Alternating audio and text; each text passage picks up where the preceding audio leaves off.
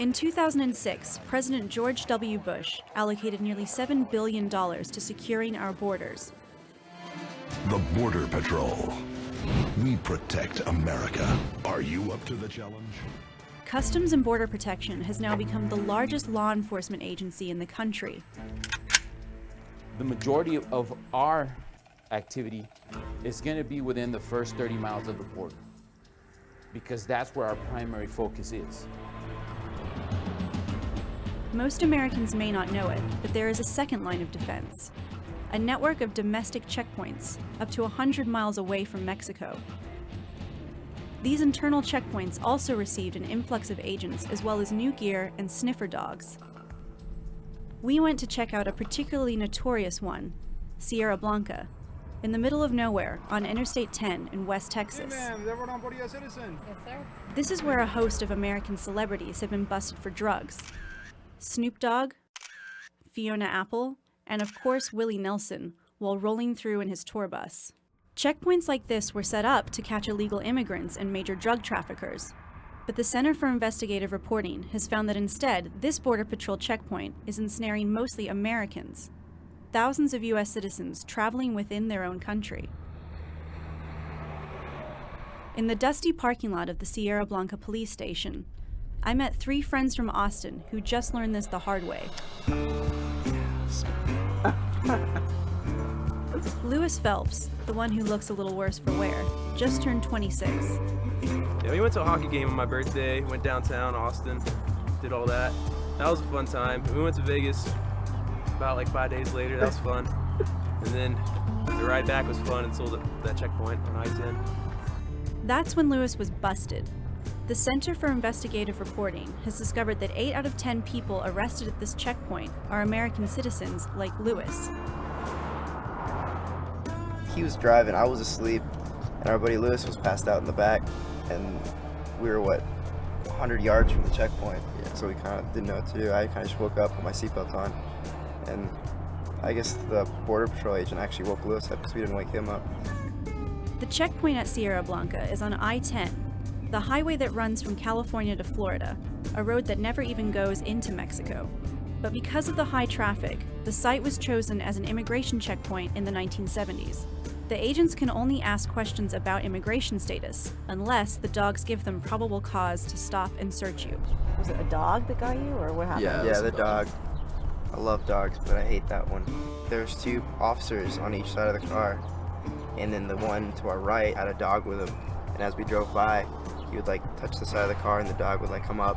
And I guess the dog smelled something because he kind of waved us down at the side, and they asked us to go inside. It was weird. I was watching them through a little window. They opened up all the doors, and they just let the dog come in the car. And he was just walking around, sniffing around stuff, and he would bark when he found something. For Lewis, worst birthday ever. Got a piece of advice for you. If you don't want to get busted, leave your dope at home. But if you do decide to bring it, we are going to bust you, and you are going to pay for it. Sheriff Arvin West is the law in this town of 533 people. Busting drug offenders is a Texas tradition, but now they are overwhelmed by the number of cases they have to handle. Our caseload when I took office was approximately 300-400 cases a year. We're over 2,000, pretty close to 3,000 cases a year now because of and the biggest majority of being the checkpoint. Hey guys, dispatch called. There's 4 cases at the checkpoint. There are so many cases, the sheriff's office has had to hire on more help. Training, go get 2 of them. You take your training and go get 2. There you go. Go. This is my 4th day, and so far I really like it. It's a lot of fun. The hours are incredibly long so far because I'm still doing things and training, but it's a lot of fun and I really enjoy it. I suspect I'm going to enjoy it for a while. 119 Sierra Blanca, 10-6. Most of what Casey will be dealing with are small-time drug offenses. When they contact us, we go out there. If it's just a small amount, personal use, for example, if they just got a joint or 2, then we issue them a citation there to contact the courts. If it's more than that, or if it's a penalty 2 group narcotic or more, then we arrest them and we bring them to jail. That's exactly what happened to Lewis Phelps and thousands like him. I went to go speak with Rusty Fleming, who works at the sheriff's office. We've got about 80 right now. They range from federal cases, overflow from other jails. We've got, obviously, checkpoint cases. Rusty took me back to the holding cells. It was stuffy, like a stale dorm room. Mr. Phelps. This was where they were holding Lewis Phelps, the guy having the worst birthday ever. How you doing, brother?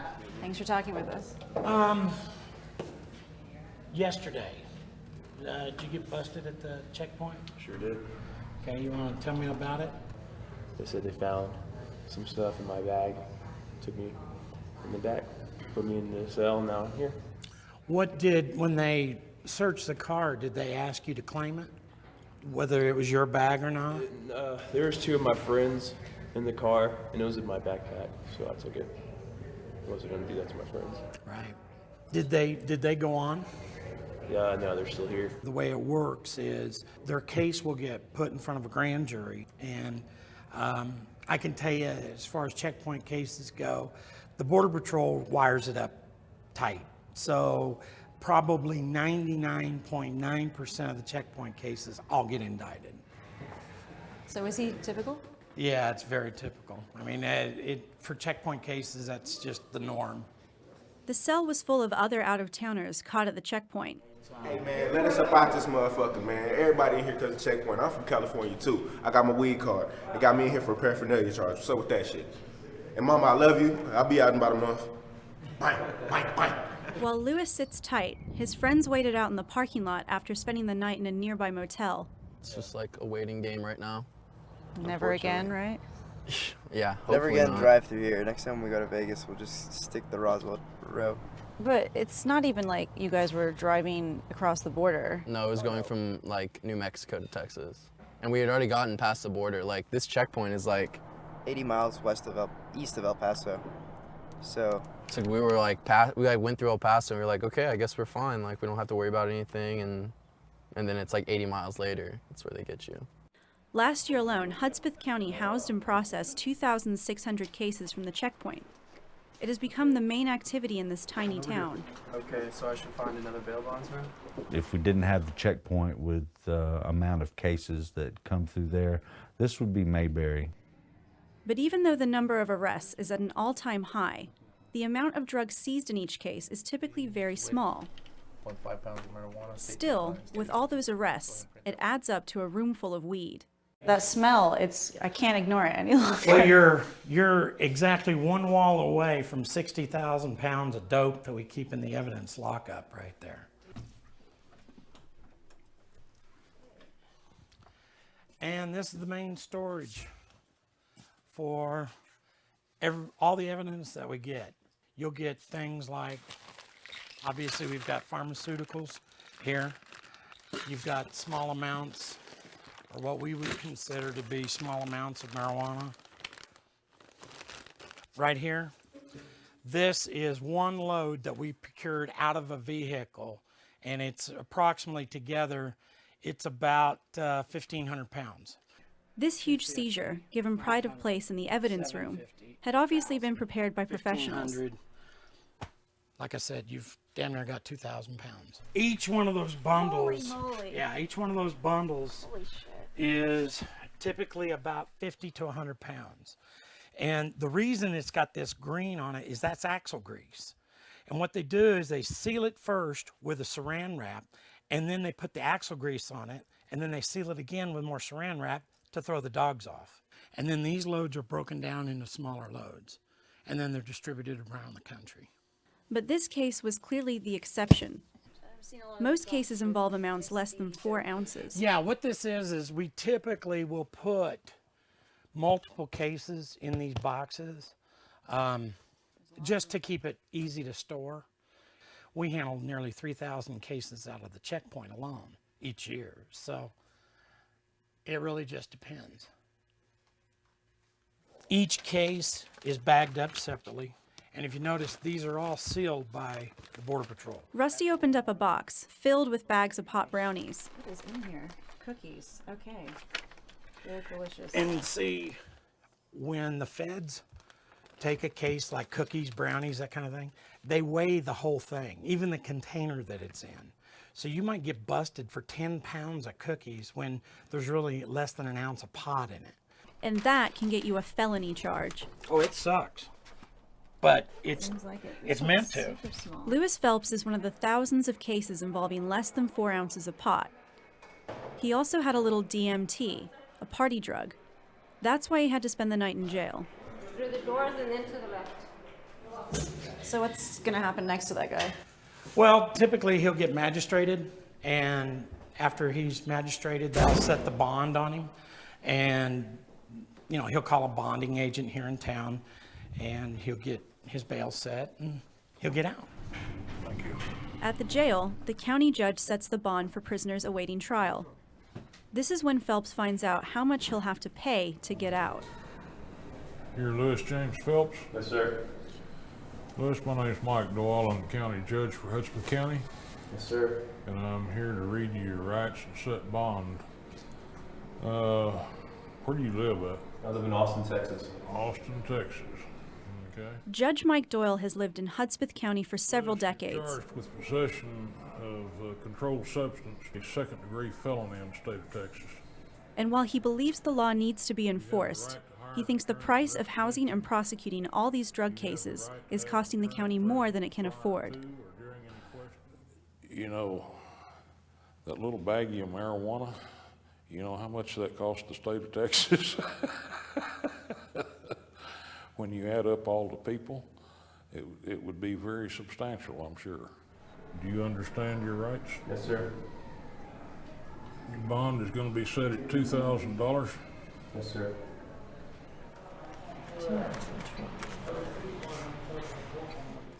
The fines and bonds are processed by County Clerk Teresa Brown.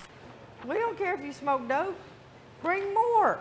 We want your money. We're a broke county. I need job security. She's not joking. The county thought that all of these arrests from the checkpoint would be a way to make money, with their costs being reimbursed by the federal government. But that's all changing. The federal government used to reimburse us for our cost.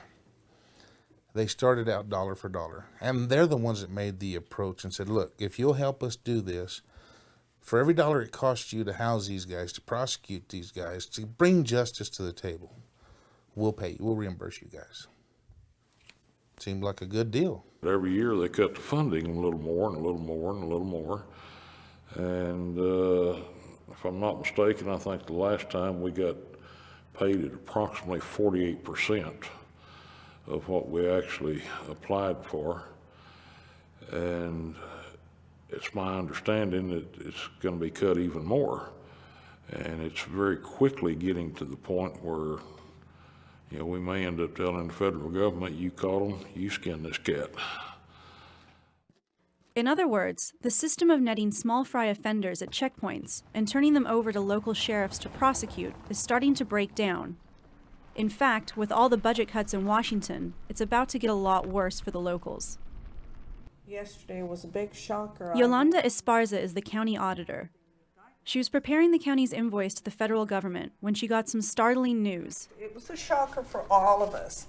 On the guidelines, the first thing that they had on there, and it's in red, as you can see, for this year, for 2013, the Bureau of Justice Assistance will only reimburse prosecution cost and will no longer reimburse us for the detention cost under the Southwest Border Prosecution Program. We'll be housing the inmates for nothing. We will not get reimbursed for any of it. What if you guys just say, we're not taking any more? I don't know if it's legal or to stop taking them, but at this point, we don't know what else to do. We cannot afford to be housing them and not get reimbursed for it, you know? So it's devastation for us, really devastation for the county. The government has depended on counties like these to police the front lines of the drug war. But now there's rebellion in the air. The locals say that if Washington won't pay to prosecute its drug policy, they can't take on the costs. The government doesn't want this to work. I'm not going to be begging the federal government to give us money to do the job that they're not doing. If they want to take the money, fine, but take the problem too. Well, it'll get to a point in time, and we have done this once before, we'll quit taking their cases. We asked the Department of Justice what was going on. They declined to appear on camera, but sent me this statement. Due to the current funding constraints, the department has had to make difficult choices regarding funding for other programs, like the Southwest Border Prosecution Initiative. The Congress has also proposed reducing funding for this program, cutting the program from $31 million in 2010 to $4.6 million in 2013. The world is changing around Sierra Blanca. Washington doesn't consider the prosecution of low-level drug busts of American citizens a priority, and something bigger may be happening as well. Other states in the West have moved towards legalization of marijuana, and that's just unthinkable for the drug busters of Sierra Blanca. And you've got states like California that are legalizing marijuana. Colorado now has followed suit. Sounds like New Mexico is going to follow suit.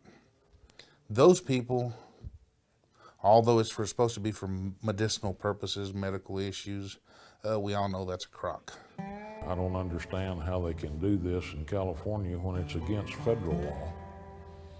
You know, so I'd really like a clarification and an explanation on that.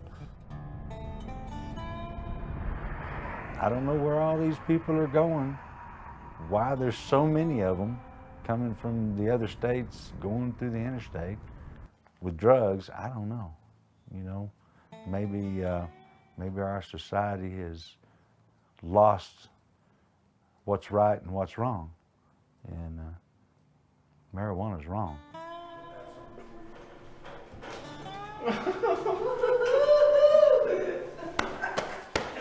Lewis Phelps was released from jail after he posted bond with the help of his friends. The way things are going, he may be one of the last checkpoint cases to end up spending the night in the jail cells of Sierra Blanca. Sheriff West is now threatening to stop taking cases like this from the checkpoint. The costs are bankrupting his county. Relieved, Phelps and his friends head back to Austin. But for the sheriff, it feels like losing the war on drugs. As a law enforcement officer, you have to ask yourself the question, what's next? Murders? Rapists? That we're going to let walk down the street.